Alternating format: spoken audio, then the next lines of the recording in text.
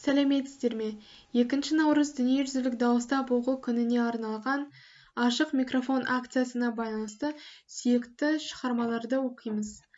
Бүгінге мен қазақ ертегілер кітабынан бір ертегіні оқимын. Алдар көсе мен егінші бай.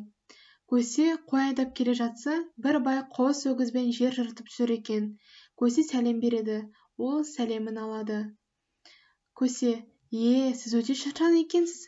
Біраз дем алыңыз, қосыңызды мен айдай тұрайын, деді. Ол жақсы балам деп өгізін көсеге тапсырып, өзі жатып ұйықтап қалады.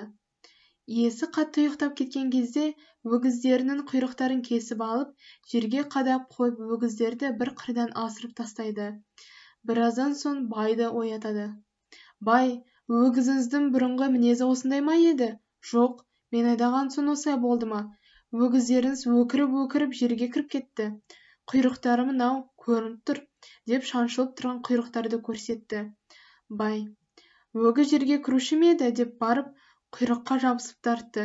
Көсе: ойбай, тартпаңыз, құйрығын үзіп аларсыз. Өгіздеріңіздің бұрынғы өз мінездері болса шығар өздері, деді. Көсенің айтқанына болмастан бай ашуланып, тартып қалып еді. Өгіздердің құйрығы жұлынып шықты. Сонда көсе тұрып: мен сізге айттым ғой, құйрығын үзіп аласыз деп, оған болмадыңыз, деп кейген болып кетіп қалады.